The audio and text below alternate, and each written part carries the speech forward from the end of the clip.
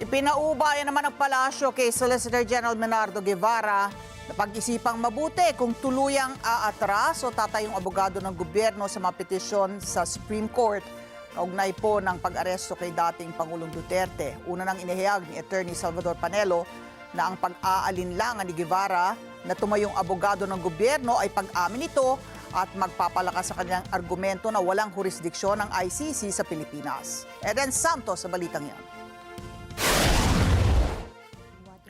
Kinumpirma ni Presidential Communications Office Undersecretary Claire Castro na wala pang napag-uusapan sa Malacanang kung papalitan sa pwesto si Solicitor General Menardo Guevara. Sa press briefing sa Malacanang ay tinanong si Castro kung may posibilidad na palitan si Guevara dahil sa pag-atras na maging kinatawan ng gobyerno sa mga petisyon sa Supreme Court kaugnay ng pag-aresto kay dating Pangulong Rodrigo Duterte. Iginit kasi ng OSG na wala ng kahit anong legal obligation ng gobyerno na makipagtulungan sa International Criminal Court o ICC dahil hindi na nito miyembro ang Pilipinas.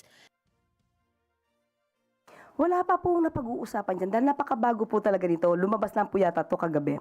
Pero siguro po mas maganda po kung mismo si Solgen ang mag-assess sa sarili niya kung siya pa po ba ay nararapat na tumayo bilang Solicitor General. Kung dapat bang magbitiw si Guevara, ito ang sagot ni Castro. Well, as I've told a while ago, he should assess himself. Dahil sa pag-atras ng OSG, binigyang diin ni Castro na napakahalaga na may abogado na handang idepensa ang mga ahensya ng gobyerno na respondent sa petisyon na nagpatupad ng arrest warrant kay FPRRD. Pero wala pa anyang napag-uusapan kung kukuha ng government o private lawyers. What is the important? It's very important. It's very significant to get another lawyer. He's very competent and very effective in defending the causes of the government. As of the moment, he said he cannot effectively represent the government. So it comes from him. Inaasahan naman ng Malacanang na ituturing ng kampo ni Duterte na pabor sa kanila ang posisyon ng OSG. Sa pahayag ni dating Presidential Legal Counsel Attorney Salvador Panelo na magpapalakas ito sa kanilang kaso na kumukwestiyon sa jurisdiksyon ng ICC.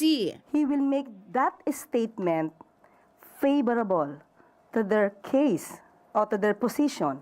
When in fact it's very clear from the statements from the statement of Solgen Guevara that he's only discussing about the jurisdiction of the ICC.